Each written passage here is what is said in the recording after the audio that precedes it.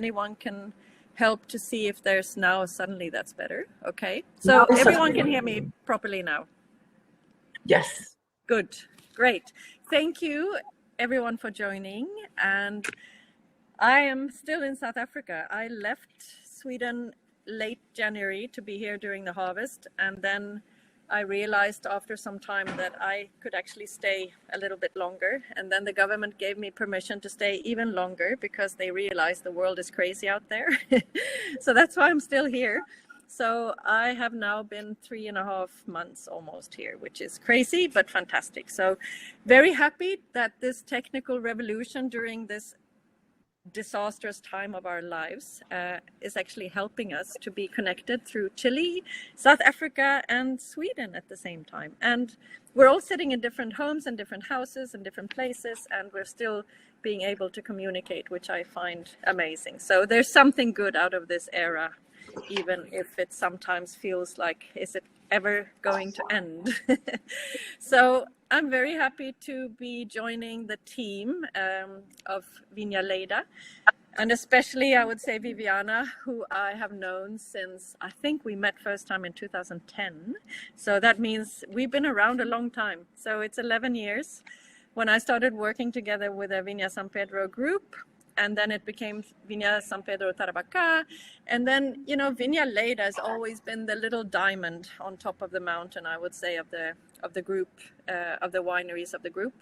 And what I have found extremely exciting is that we have one of the most talented women in Chile working on this project of Viña Leyda, and has done for the last 14 years.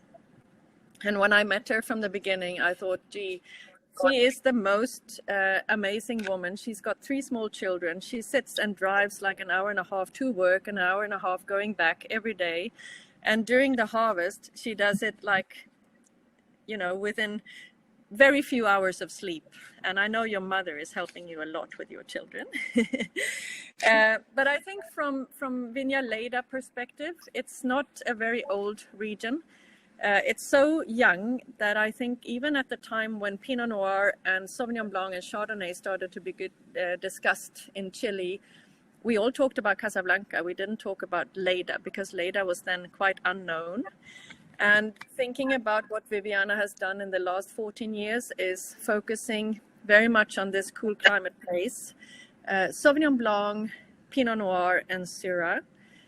And I think today, looking at what she has actually achieved with Viña Leyda is, first of all, I think the wines have never been better than now, and also achieved a lot of respect from the international journalists, international trade. So, you know, when I became a master of wine, I was like, oh, she's the first master of wine in Sweden.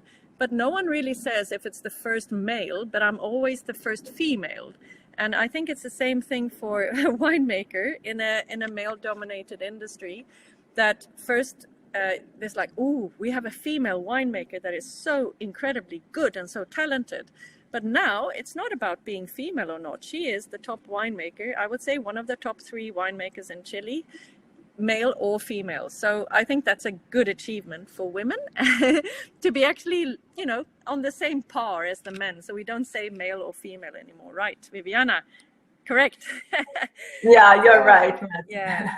And I also know that I've learned incredible amount of like viticulture and vinification and understanding of these varieties from you in Chile. And I also know that you have had 2 incredible people on your side with Pedro Parra, who is the famous Chilean geologist and who has helped a lot of wineries and winemakers all over the world. So he is Chilean and he's carrying the Chilean flag very proudly. And then also Alberto Antonini, who is a common friend of ours, who's Italian and Tuscany based, but I got to know him in Argentina, but then we ran into each other working together in Leyda together with you. So you've had 2 incredible, great supporters in your work towards going to where you are today. So just looking at the map and saying Chile, we're not going to talk about all these other regions that much, but we will just mention that Viña Leyda is the very, very youthful little origin on the coast. And it is definitely one of the cooler places. And even if I don't know if Viviana, can we say it's one of the coldest areas in Chile? Would you say top 3? Yes. Or, yeah. And yes, I mean, it's ocean. Yeah, ocean influence. So it's not from the Andes, it's from the ocean. And also, if we look at the varieties that have been used and planted, Sauvignon Blanc is one of the key varieties for you. And some of the vineyards are grown like I know we have Riesling 4 kilometers from the ocean. We have some vineyards 7 kilometers from the ocean and 12 kilometers. So everything is very coastal near. But when we look upon like Chardonnay, Pinot Noir and Sauvignon, maybe the Casablanca was the one who was most famous for being a cold climate region. And if we compare with Leyda today, I would say Casablanca is far away in being as cool and as cold. And I know that there's a trend all over the world to talk about we're cool climate, but this is definitely cool climate. And also if you look at the way we can grade the temperatures and the climate, we usually use the Winkler system. And with Leyda, we can say that Leyda Valley is Winkler 1, which is the coldest and the coolest region that Winkler system actually has put into their system of grading. So if everyone wants to say we have cool climate, it could be a cool site within a warm climate, or it can be a cold site within a cool climate. But here you definitely have the cool influence from the ocean. On the other side, if you go inland, you have the Andes, and that gives you a totally different cold temperature. You will have the drastic temperature shift between day and night because of the cold air coming down from the Andes. But the thing what we will talk about when we get to the Sauvignon Blanc, for example, with the aromatics, it's about the moderating effect of the ocean. So it will not be as cold nights as you would get maybe closer to the Andes because of the mountains and the influence of the cold air coming down. So that's a more continental climate, but here it's a more even cool across the whole ripening season. So that's a very important factor. So I think, Viviana, do you want to start talking about your little place, the Leyda Valley? Yes, Mats, just to use this to explain a little bit this photograph. It shows you see Santiago, the main capital, then you go through the Central Valley on direction to the ocean, and then you find Casablanca that Mats was saying that it was the most famous cool climate valley in the latest 80s. And the main difference with the Leyda Valley is that you have the coastal mountain range in between. So Casablanca is at the east side of the coastal mountain range, and then Leyda Valley is at the west side. So both are still cold climate areas, but as Madeleine explained, Leyda is much cooler because it's closer to the Pacific Ocean, which here is very, very, very freezing because of the Humboldt Current influence.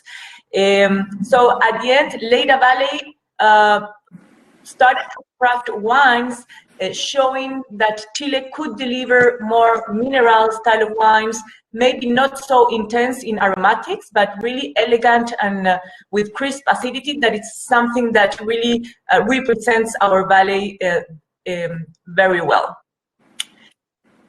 And if we speak about our little place, as Matt said, I would say the main strength of Leyda Winery is to be pioneer in a valley. Today you can see around the world that many wineries have this terroir hunter spirit to find a new place up the mountains or a new appellation anywhere.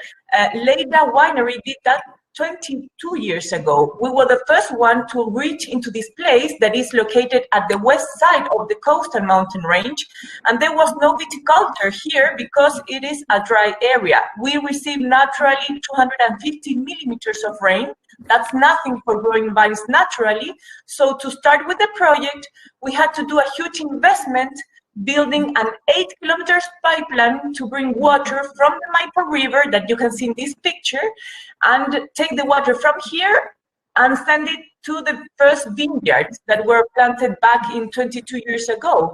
And thanks that was done by the owner of Leyda, some privates, and the government as well, we started to develop this little magic place. Only we started with 60 hectares. Now the total valley is 2,000 hectares, so it's still a very unique place. It's like the surface of Barolo, something very small. And if you see this picture, we are very, very close to the Pacific Ocean. So that's the clue of our place. Actually, this is one of the most extreme vineyards in Chile. This beautiful picture shows the last vineyard that we planted back in 2010. And here we take the Riesling that we're gonna try right now. And it's super, super, it's a unique place. I mean, you can see the ocean right there when you are standing in the slopes of the place.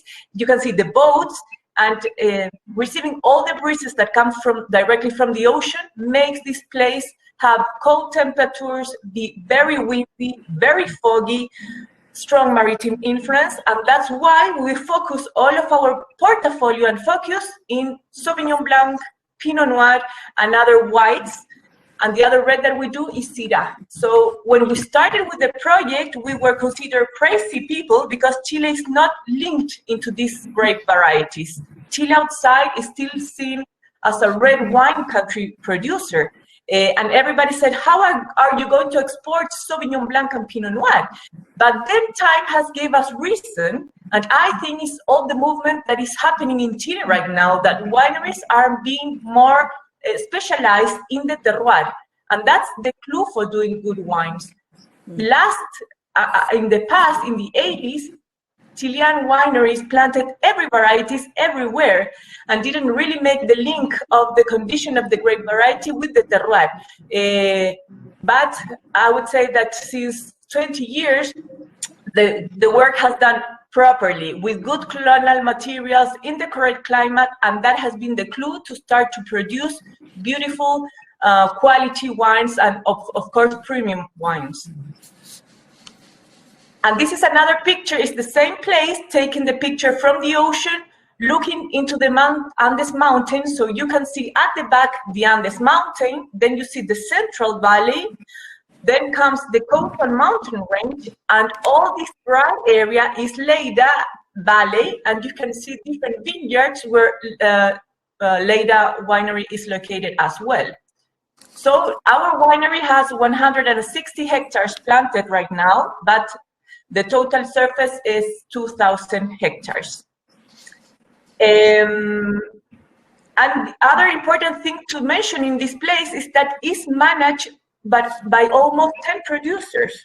So it's a small area, and everybody, no matter if they are producers or wineries, you're always going to find D.O. Leyda in the bottles of wine that are from Reserva level up. You're never going to find bulk wines under D.O. Leyda going around the world. And the reason is because this place is so extreme, so cold, that the natural yields are low. And Madeleine explained a little bit about what was happening here in this climate. And the thing is, the main responsible of making our temperature so cold is the Humboldt current that comes down from the Antarctica, is freezing cold, and it runs up north, and at the same time it goes into our country. So this is responsible of giving cold air in our coast, having mist, giving fog, giving low temperatures, and then this cold air starts blowing inside the country, reach into Casablanca. That's why Casablanca is a little bit warmer than Leyda, but it's still cold. And then the same air start running through the Central Valley and reach into Maipo Valley, which is warmer and is the paradise for the best Cabernet Sauvignon in Chile. And then this air goes up to the Andes Mountain, freezes again with the snow, and comes down. So many people ask me, how is it that Leyda Valley is in the same latitude with Maipo Valley? That Maipo is best place for Cabernet Sauvignon and Leyda for Sauvignon and Pinot Noir. And the reason is because Chile is so narrow. So the main difference between the valleys and our climates in Chile is not how north or how south the valley is, but how close or far it is from the ocean or from the Andes Mountain. So let's start trying the Riesling if you're happy. I think while we start sniffing the Riesling, we can mention a little bit about my experience with Riesling in Chile, starting from Bio, because I think Bio was probably the area far, far south where they started planting Riesling, Gewürztraminer, and it was like really focused on these aromatic varieties. And when I came to Leyda tasting with Viviana, I think at one stage you showed me all these different vintages. Was the 11 the first one you made of the Riesling? Tell me. Yes, you have very good memory. Yeah. No, and I remember you put all of them in front of me because you said it's such a difficult fight because no one really thinks of Riesling from Chile. And you're fighting Germany, you're fighting Alsace, and you're fighting, you know, New Zealand with Marlborough and maybe even some Central Otago. And then you fight Clare Valley and Eden Valley in Australia. But then that's like the Riesling kingdom of the world. Maybe some Washington State as well. But no one really refers to Chile as a Riesling producer. And I had then only tasted maybe a couple of wines of Riesling. And then you lined these up and I started saying, these first ones, they were very tart. They were quite, you know, like picked very early, crunchy, but they had a lot of this characteristic that I just think that we should stop talking about, but that I still will mention now because I know it's such a hot topic. And it's when you say that a wine has this petrol-y, diesel-y character. And it's something that I learned from Peter Barry in Clare Valley. He said, whoever is sitting at a restaurant table and a sommelier comes up and says, you should try this Riesling, it's so petrol-y. Then it's like, okay, that's wine geek language. But a restaurant consumer doesn't really want to hear that he's going to be in a garage drinking petrol in his glass. So, but that character is related to something called TDN, and that TDN character is very often related to warmer climate growing conditions. So, for example, when you have stressful conditions due to drought, or you have very stony soils, it puts stress to the vines. And then also sunburn is a very strong character. Or a strong promoter of this character that leads into this petrol-y character. So the 11 and 12, maybe, if I remember correctly, they had more of that hardness and tartness. And then when we came into the 14, I jumped up and I said, Viviana, this is amazing.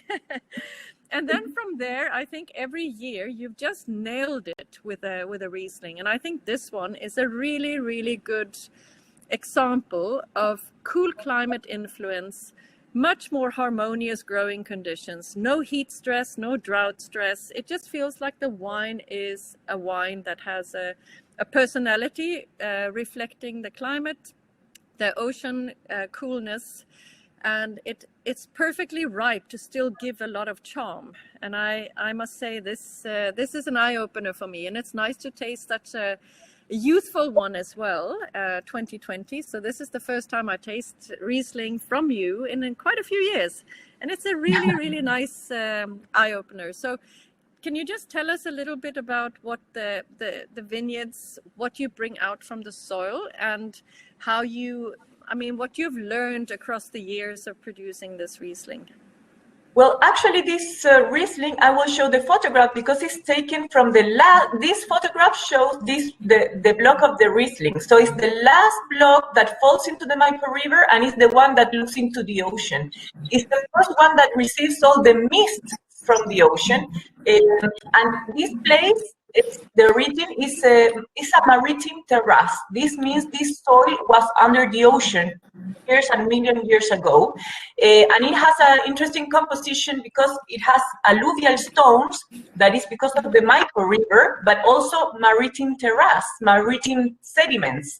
So it's a very complex soils, and I think it helps to bring this crunchy texture into the wine, because of course this is very cold and very foggy place.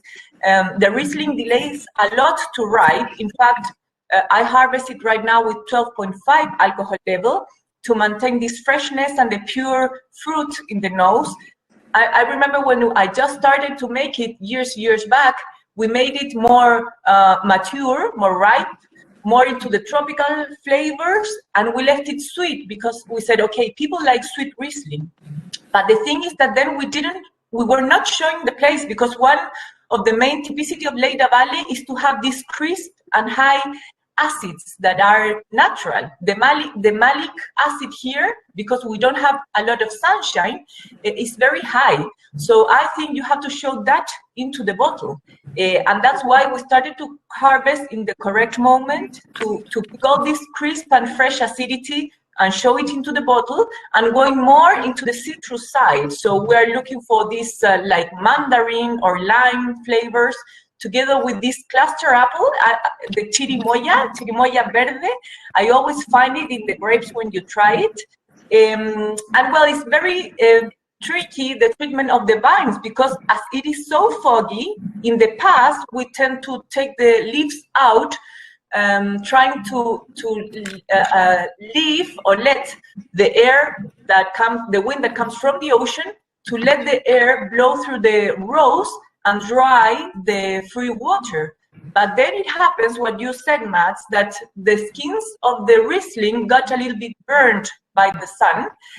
So in those years, we obtained more petrol. Now we're leaving the vines completely covered, trying to protect the grapes. So we harvest the grapes with green skins, and that helps us to have this more fruity, fresh flavor. Although I must say that the petrols does come during the aging of the bottle. And here comes my thing. I think that petrol is a character of the variety. So you must smell it, but I think it has to be balanced. The problem is when you have only petrol and the TDN in masking all the flavors. But if you have it in a small amount, very nicely balanced with the fruit, I think that's a beautiful character for the grape. I should have said from the beginning that it's something that the New World has always been criticized for, is that it arrives so early. And I think, you know, in anywhere in the world, and especially in the morsel ones, we do find it, but with age. And the New World has always been criticized for having it in such young examples. So exactly. I think by protecting the grapes or the clusters and making sure that it doesn't suffer to the stress, then you will still have it as an aging character, but not in the young wine. And that's exactly what you're saying. So, and also just to, you know, you don't want to talk about the analysis that much, but I would still say winemakers would die for this analysis of these grapes, like a below 3 pH and an acidity of 8. That is just so healthy and so incredibly that whenever I've been talking to Viviana about wine, she always mentions she's looking for the energy in the wines. She looks for the vibrancy, and she looks for like an electric energy it's like a vibrancy and nerve. And this wine really lives on that. And I think when you also talked about the winemaking of this, you need the large oak barrels to tame the acidity, to tame a little bit of that raciness and the nerve and the electricity, because you don't want it to be too sharp. You want the acidity to be ripe, and you want the fruit to be having a bit of a mouthfeel and a generosity, but you don't want to have it flabby. So it's a perfect balance of ripeness, I think. Ripeness of acid, ripeness of fruit, but still maintaining that incredible energy. Yeah, you're right, Max. I'm always, in the winemaking, I always try to be very pure and honest with the grape varieties, especially when they are aromatic as this one. But when you see that the acidity is so sharp, then you see that the barrel can help a little bit to give some creamy or cut a little bit this strong acidity. So this wine has about 25% of small barrels to add help a little bit of creamy texture. Lovely. Should we go to the next one? Or you want to talk about this? This is perfect. Go on. This is just to share a little bit a chart of the temperatures comparing different valleys in Leyda, and we can stay only with the first three ones where we see Aconcagua, that in the left side you have the temperatures, average temperatures, and down you have the valleys. So you start with Casablanca, where the minimum average temperature is 10 Celsius degrees, and the highest is about 26.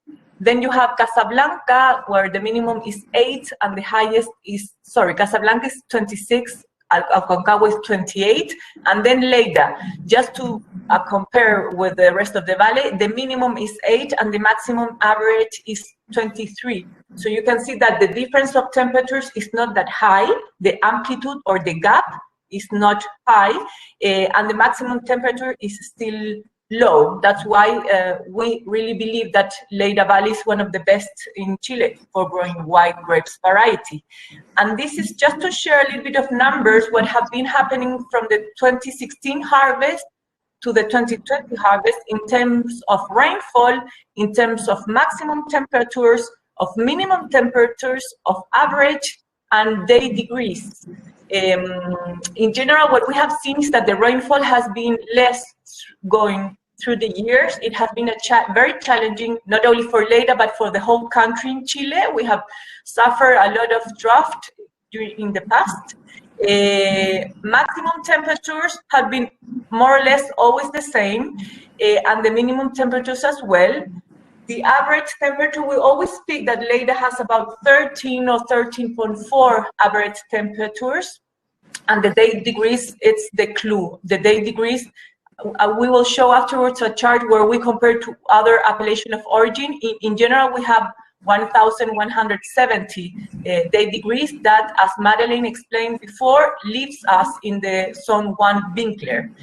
And this, we're going very quickly through this just to share a little bit the graphics that we have put together of the different harvests going from 2013 to 2020, which shows the difference of temperatures and the different conditions that we have had through the years. In the left side, you have the day degrees, and down you have the months. So we start, the curves starts in September, that is when the shoots start growing here in Chile, in Leyda, and then you start looking into November, December, February, etc., and going on. And what I wanted to show here is that if you are going to have cold or warm vintages, everything starts showing in the late spring. This means in the late August, you're going to start seeing how the curves start to separate one from each other. And there we can speak that we have two families of vintages. One group that got 5 different harvests that are really, really cold, and the other group that have 3 different harvests that are warmer. And if we do a zoom of this same graphic, you can see down the 5 different vintages that have been 2014, 2015, 2018, etc., cold seasons. And then up you have the pink curve, the light blue curve, and the orange one that shows more warmer vintages. And those harvests has been 2017, 19, and 20. So we were kind of worried to see this behavior, and we said, oh my God, 2021 is going to be warmer as well. But it didn't. In fact, this vintage was one of the coolest. The curve should be the lowest of all of these. It was like 18 days delayed, the picking, the harvest. It was very similar to 2018 or 2014, but very cold, or I mean cooler. So it's amazing to see how different the behavior of the vintages has been. Anyway, we're still here in zone 1 Winkler, which shows that our place is really, really cold. Here you can see the day degrees. So we're going from 965, 2014, that was the cooler, up to 1323, 2020, that was a little bit warmer. Now this year, we should, I think, I haven't got all the numbers yet, but we are, I think, 960. So this vintage is very challenging. It was very delayed and very slow. Let's go to the single vineyard Garuma Sauvignon Blanc.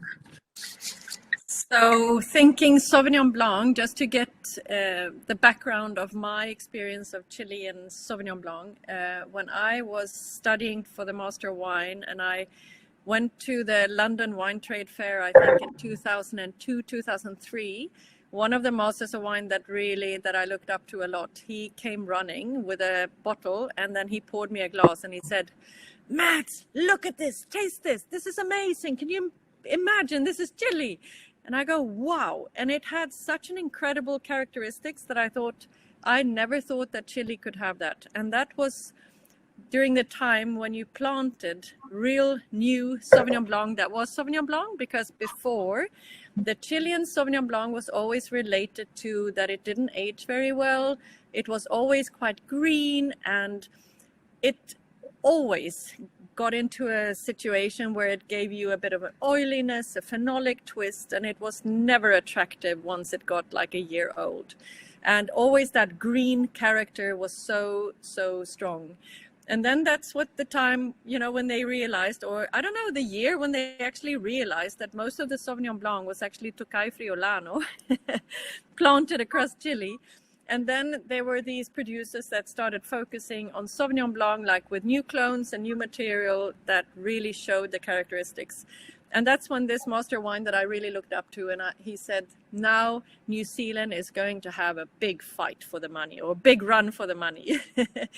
But also, if you look at, I'm here in South Africa, and these people here, they are drinking so much Sauvignon Blanc, but it's very related also to the climate. And if you think of the temperatures during the summer here, people want to drink Sauvignon. And the most popular ones, I think, are very pungent and maybe not as fun for someone who is a wine lover, but for people that just want to drink a good glass of wine, they throw ice cubes into the glasses, and then that can dilute the pungency. And I think the reason why Sauvignon Blanc is not seen as the sexiest variety right now, and then not the trendiest variety right now, is because it's very often driven by the fermentation aromatics. So a lot of winemakers experiment with the yeast strains that can boost these aromatics and make them into, I would say, Frankenstein monsters in terms of pungency. And for us that are wine geeky people, we'd rather look into something saying, we're looking for Sauvignon Blanc that has the honesty of the variety, but maybe rather building on the layers and the complexity and the structure, and instead of just being impressive and just boosting your nose full of aromatics. And I think in the last 10 years, Sauvignon Blanc from Leyda has really gone from strength to strength. It's never been that pungent aromatic bomb, but what has happened in the wines that I've tasted through the years with you, Viviana, is that I felt that everything is just moving down a little bit. Like every time is going into structure, more seriousness, more linearity, and that these aromatics are more inherent quality of the variety rather than boosted by the fermentation aromas and the yeast strain used. So I just wanted to throw that in as a little bit of an introduction to Sauvignon Blanc in Chile and Sauvignon Blanc in general. And maybe you can talk a little bit about your philosophy in making these wines. I'm happy that you got that, that you feel that in our Sauvignon Blanc, Mats, because it's exactly the work that we are doing right now. I mean, in general, in Leyda Valley, no matter from which winery or producer you are speaking about, you're always going to find, as you just explained, that the Sauvignon Blanc are a little bit more austere, always with the herbal character that is typical from Leyda Valley. You will find the herbal character in all our varieties, including Pinot Noir and Syrah as well. So I'm really trying to pick that and to keep it in the bottle, not to have very pungent or super smelly Sauvignon Blanc. That's not the idea, but just to show a little bit the minerality of the place and the salty character. When you're standing up in the blocks, and you see the ocean and you feel the breezes that come from the sea, I have no doubt that those salty that comes from the sea sticks in the skin of the berries, and at the end you obtain this character into the wine. And since I would say 3 years ago, we started to work strongly more into the palate of the wine, because I felt that in Leyda Valley, you can have so beautiful Sauvignon Blanc because you have the perfect climate and it's so crispy and vibrant. And I was thinking that maybe it was too electric, so we started to use a little bit big cask of 2,000 liters and a little bit of big barrels just to bring a little bit of creamy texture into it. So it's not everything about crisp and fresh sensation of a Sauvignon Blanc, but it also has this nice texture that I think is important to have in a Sauvignon Blanc of this price. And this particular one, the single vineyard Garuma, comes from the selection of 3 blocks. Most of them are granitic, but one of them has limestone underneath. That this limestone comes from the Andes mountain that was brought into this place because of the Maipo River. And it's mainly 80% of clone 1 Davis, which this clone always is a little bit austere in the nose, but gives the structure. And then it has 20% of clone 107 that is more green in style and more citrus in the nose as well. So it gives like these brassy notes and a little bit of grapefruit and mandarin. And in the palate, it's very linear. It gives like the backbone of acidity, but it doesn't have the weight of the clone 1. So we use these 2 clones, and we of course, it's a whole cluster pressing, living juice with high turbidity. I fermented with 120 NTU, and we use a yeast that is specific for each clone, but they deliver glycerol. So in a way, it helps us to have this beautiful texture of the wine. And we leave it for about 7 months over the lease working before bottling. So our target here is not to go with the wine very young into the market, but we really try to work it in the cellar to deliver this beautiful texture that I think is not easy to get in a Sauvignon Blanc. I think that, sorry, Madeleine, I think that we should say that, of course, all the attendants are free to unmute their microphone and give comments regarding the wines that we are tasting, and also bring in some interesting questions. Thank you, Mats. I was actually running to put my plug into the wall because my warning sign came up on my computer that I was going to turn off. So I was just going to say the same, that please comment if you have anything that you just want to ask or just add to the discussion. Please do, because it's always nice to have people involved. Please.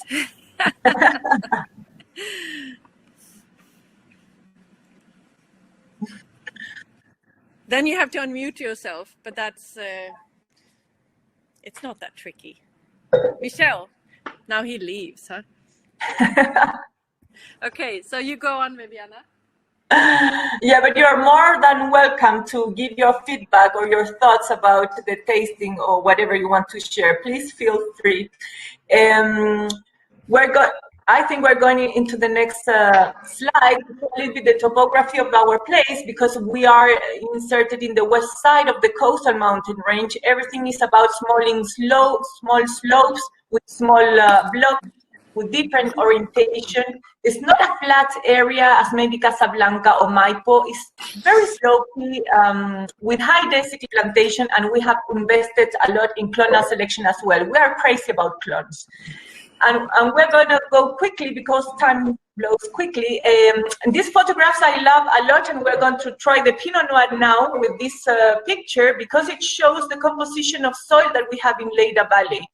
And Leyda Valley, because it's in the coastal mountain range, if we speak about a general thing, is this is the oldest soil that we have in Chile. It's about 120 million years ago. This coastal mountain is older than the Andes mountain. And here, the coast, you know, the mother rock is granitic soil, but it has different composition when you go from north to south. And in this case, in the Leyda Valley, we have found that the granitic soil is associated to iron. So we have made a lot of trials separating the different blocks because, as Matt said, we started working 7 years back with Pedro Parra, that is one of the only professionals in the world that can study the composition of the soil and make the link with the wine that you want to craft. So we hired him, especially to work in Pinot Noir. And the work that we did is to make electroconductivity analysis in the soil, 70 centimeters deep in the soil, and another analysis of 1.5 meters deep in the soil. And at the end, what you see is the behavior of the water in the ground. And then we did a georeference mapping. So we put these three information all together. And what he saw is how each one of the blocks of Pinot Noir planted could be split in small units. We did like 200 pits, holes in the ground. We visit every single pit in the vineyard, and we describe the composition of the soil. So there, at the end, we saw which small polygons or little place in a block could be separate for making a unique type of Pinot Noir. So it was a crazy work. We still haven't finished at all, but it's a great tool to really focus the style of Pinot Noir that you want to craft. So in this case, for the single vineyard Las Brisas, our target was to make a Pinot Noir that was very vertical, very fresh and vibrant, not creamy, not with a marmalade style, not floppy, I say, but we want to really capture the essence of Leyda. So that's why he said, okay, let's separate all the polygons that have pure granitic soil with iron. That iron as a mineral enhances this vibrancy and freshness. So we separate all of those for this Pinot Noir Las Brisas. That photograph is in the right side. At your right, you find the pure granitic soil of the coastal mountain range. Then the second photograph in the middle is the red clay that we do have a lot of this in this place. It's a plastic red clay, and when you craft Pinot Noir in these soils, it's very creamy, concentrated, like rounded, but it stops the minerality in the palate. And also it gives more dark style of aromas and not as red as we really want to. But it helps in giving this creamy texture and muscular sensation. So if you want to do a Pinot Noir like that, you have to do this second soil. And in the left side, we see the limestone that we have 1 hectare of this. For us, is a gold. And we use it in our upper Pinot Noir. That is, we're not trying today, but it's the lot category, the lot tier, and definitely brings us minerality and tension in the palate, which is so difficult to find in this kind of in the southern hemisphere. I would say maybe in the northern it's easy to find electricity and tension in the wines, but here in the southern hemisphere it's not that easy. So we were able to separate this kind of soils to craft Pinot Noir with this grip sensation and finesse. So going back into the Pinot Noir, this is Las Brisas 2019.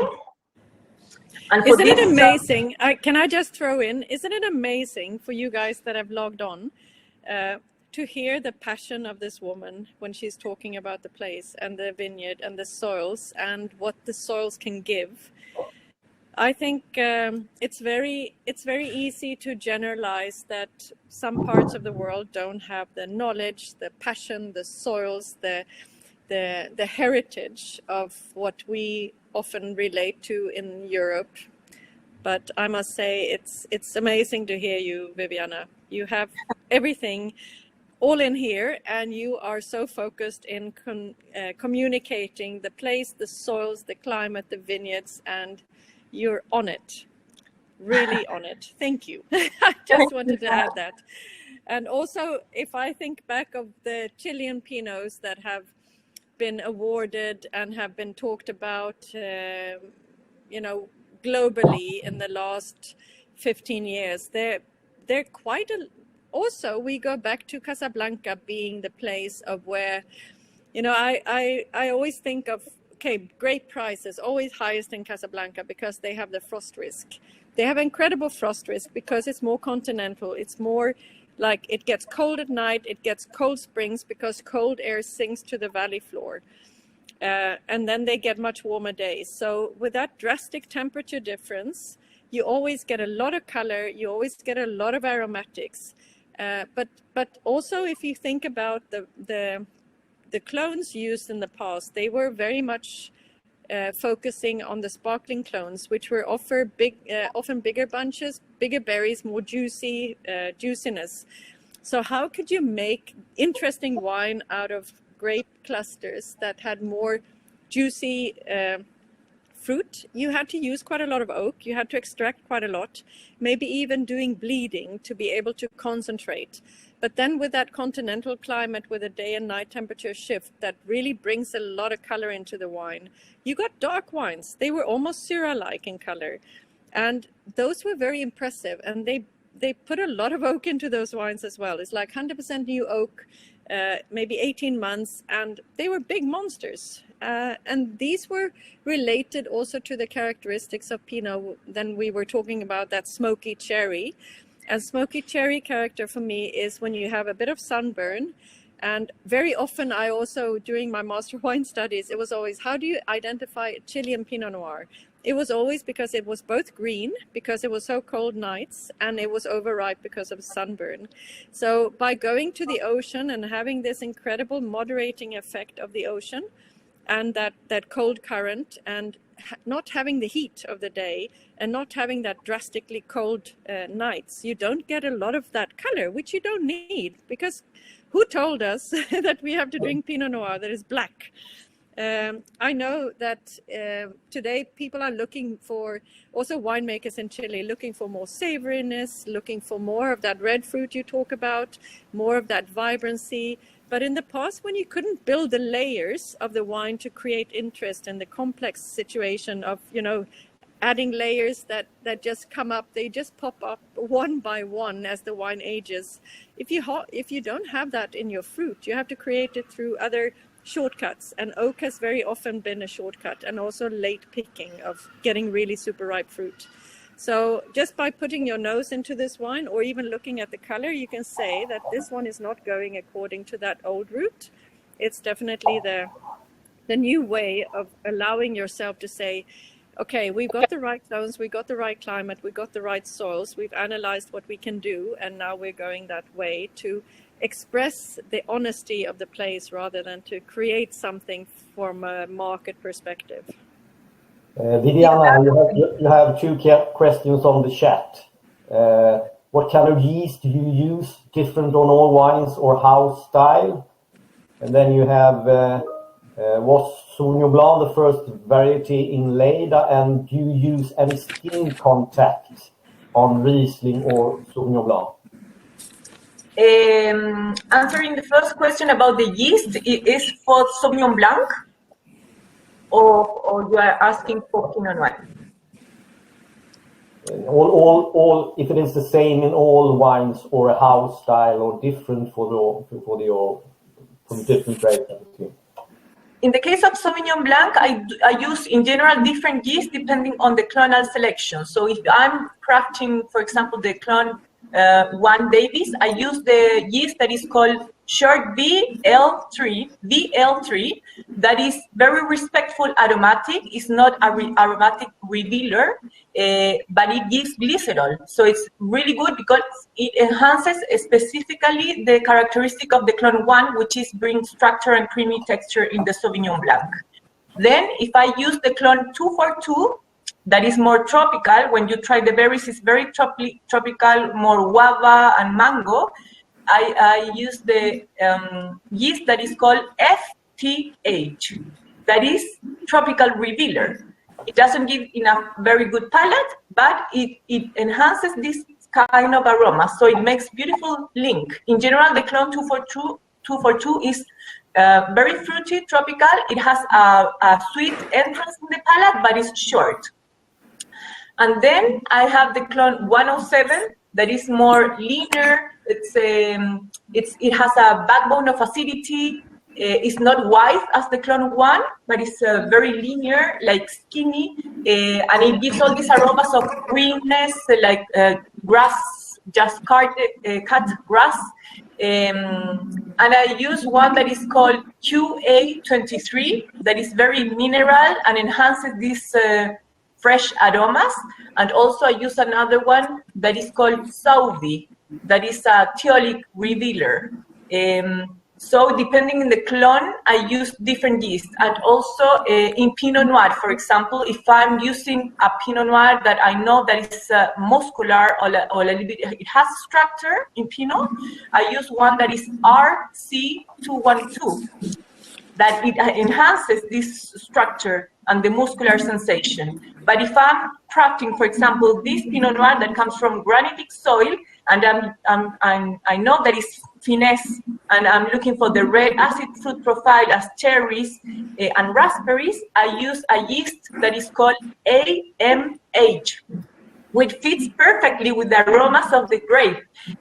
So it's very nice when you can do this fine tuning, because sometimes you have this beautiful profile of berries and the perfect soil, but you make the mistake in the cellar using another grape that mask this condition. It's great when you can find this beautiful fine tuning. And then, for example, just to show the lot 21, that is our upper tier Pinot Noir, in that Pinot that is crafted of the limestone soil, I want to show the place. I don't want to interfere at all. So there I use natural yeast, and we use whole clusters, etc. It's another vinification, but we don't want to touch the grapes or the aroma. So there we are more natural. And we also do another Pinot Noir of the single vineyard tier that is called Kawil. We do 500 cases small production, and there also is with natural yeast. So it depends on the tier. But in this one, we're looking for this red acid fruit profile.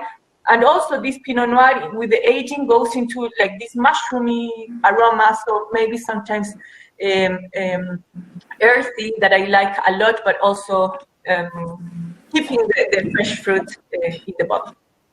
Viviana, I think that's sorry, I just want to say that we only have like 2 minutes before it's 3 o'clock, and we still have one wine to go. So even if we have like specific questions, maybe, I don't know if anyone wants to stay on longer, but maybe we can save it to after we finish so that everyone can leave when they need to leave.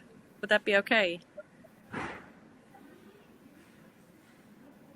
No one's answering. So Mats, are you okay with that?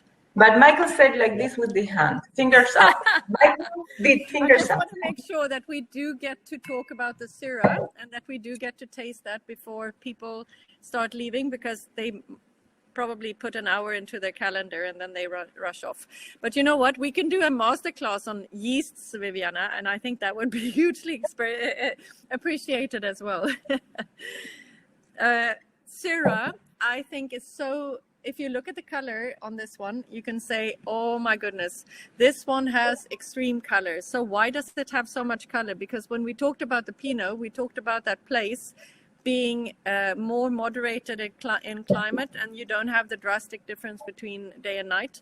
But Syrah naturally has a lot of color, so compared to Pinot. But Syrah, when I think about the times that I've been tasting Syrah in Chile and in specific places, but I would say Leyda has tickled my interest extremely because of that incredible pepperiness that you get. You get a meatiness, you get a rawness, you get a pepperiness that is very, very strong, and a violet perfume that is incredible.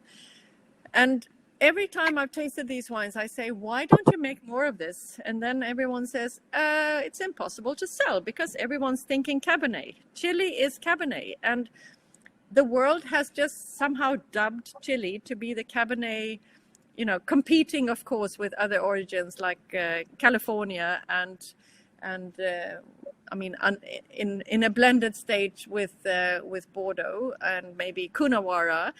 With their Syrahs. No, I'm sorry, I got confused now. Now I got into a totally different discussion.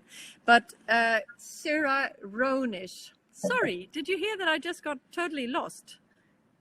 Viviana.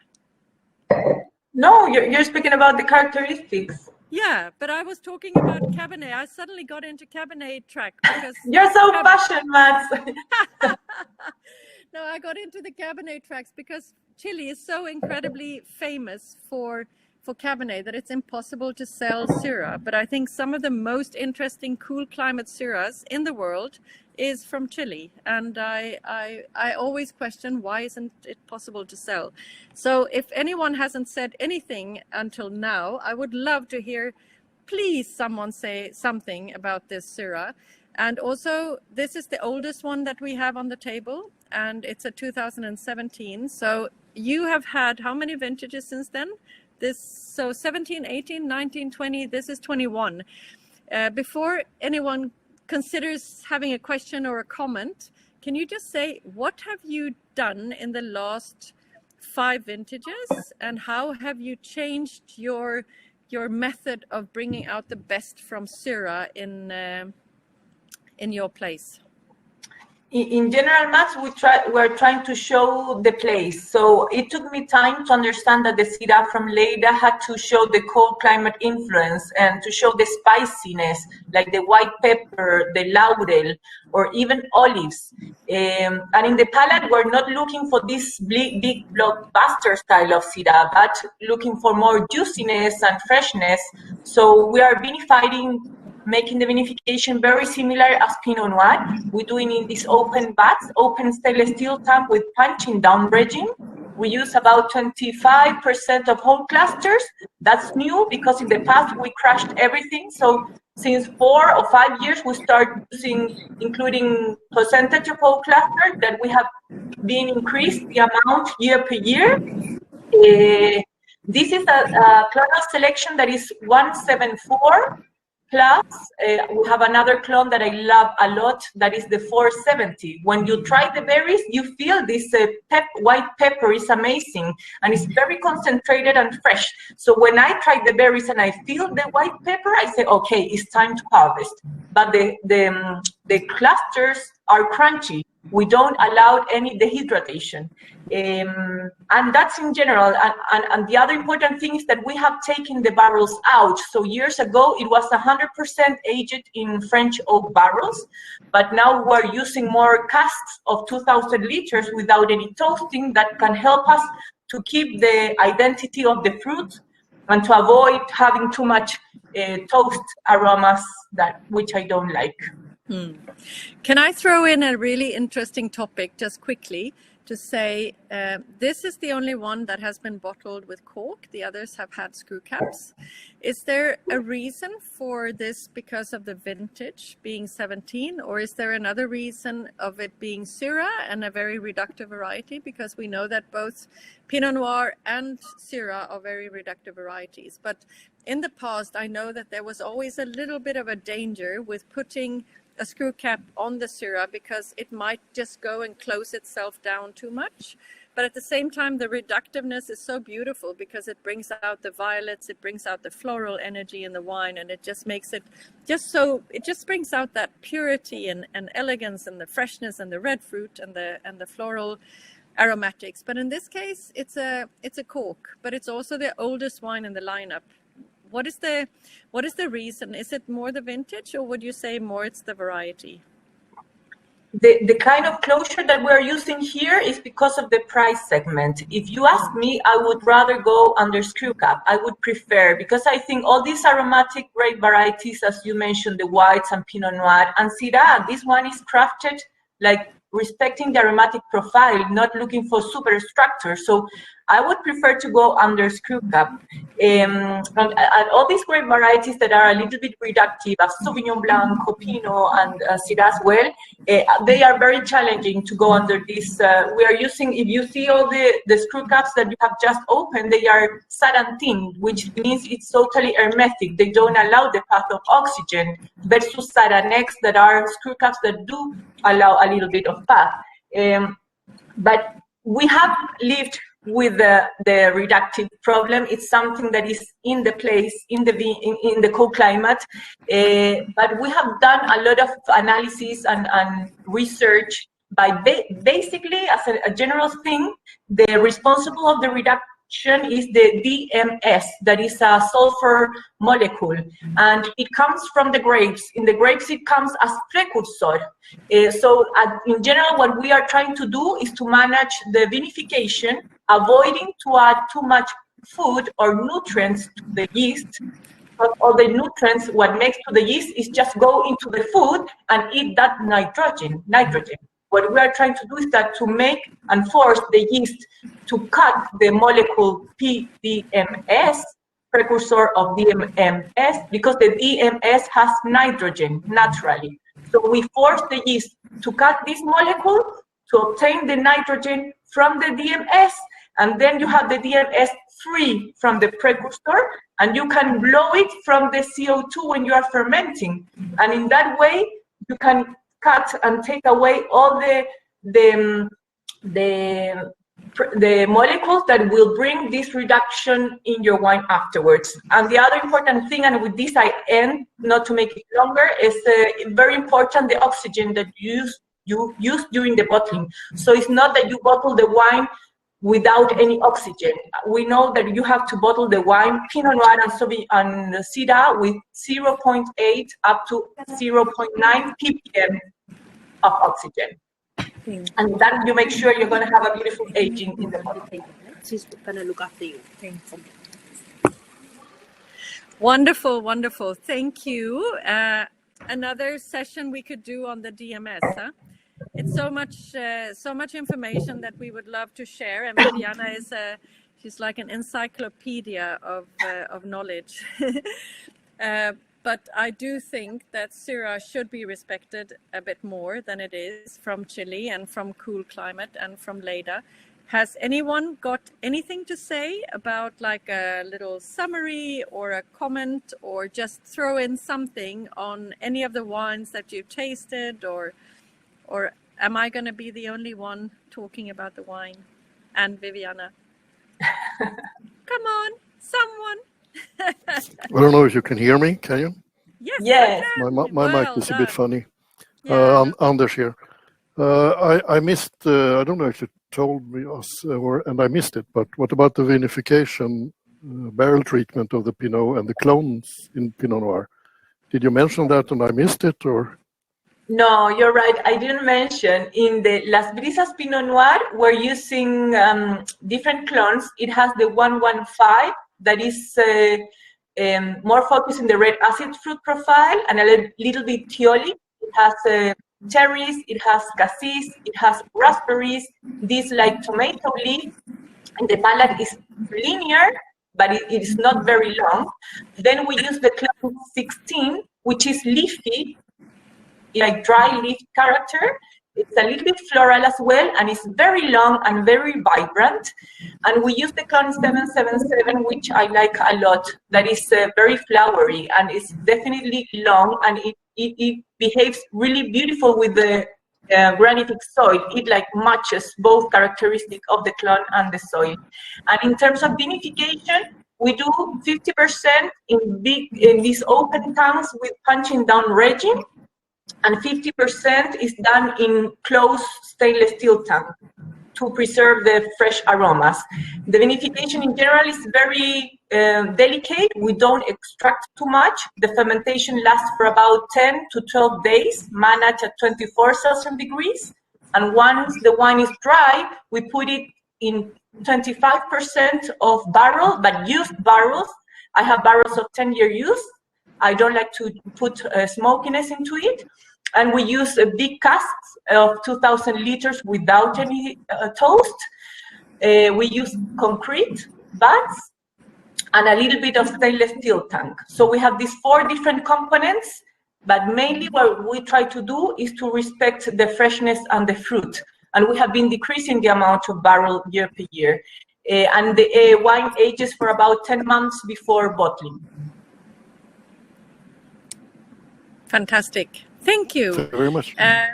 Anything else to add or comment? If you do, then please unmute yourself.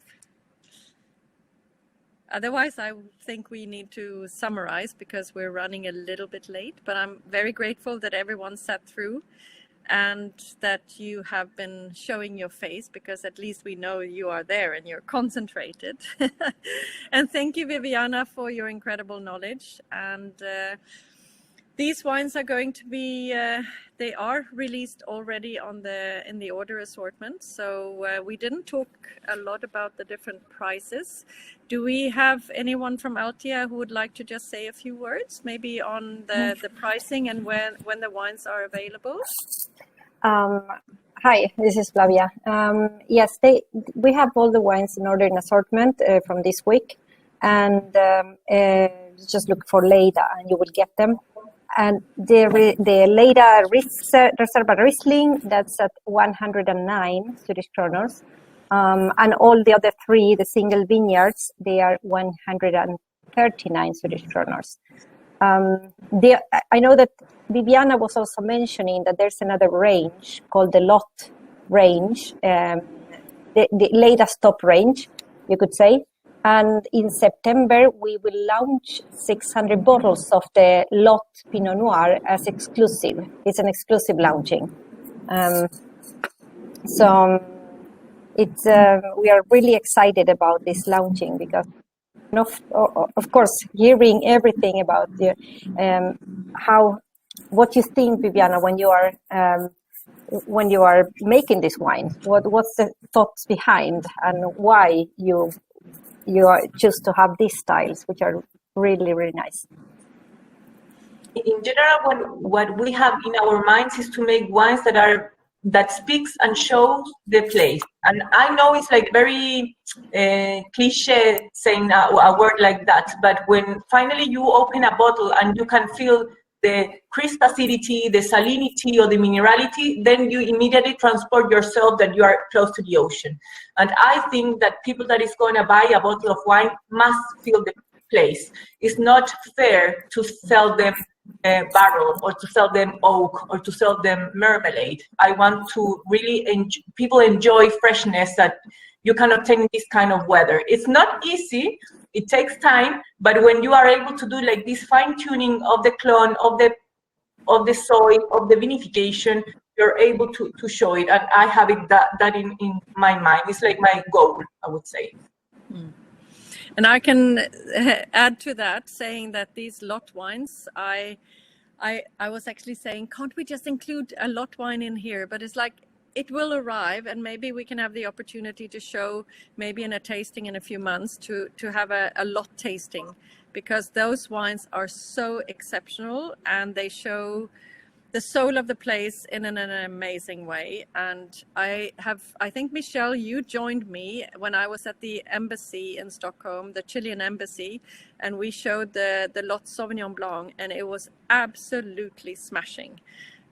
It's unbelievably, the way you look upon a place and you say when a place has grown up and it started to feel like it's been around for a long time, it doesn't have to scream loud to shine, because it's like the power of the honesty of the place. And I think you've reached a long way in very few years, Viviana. So we're not going to hold you longer. We can continue probably speaking a long time more, but thank you everyone for joining. Thanks for your time, your interest, and for your support. And Viviana, amazing to see you. I can't wait to see you for real. It's been too long. I'm still not allowed to get into Chile and Argentina, and hopefully it will happen maybe September, October this year. But it's been since November 19th since I was in Chile and Argentina, and I can't believe. And that's why I'm probably here in South Africa, because that's the closest I get to Chile. So sending you all wishes from Stellenbosch, and enjoy whatever happens this coming weekend, and we stay in touch, everyone. Thanks, everybody. Really appreciate you joining us. Take care. You too. Bye-bye. Bye, Matt. Thank you very much. Bye. Thank you, guys. Bye. Thanks.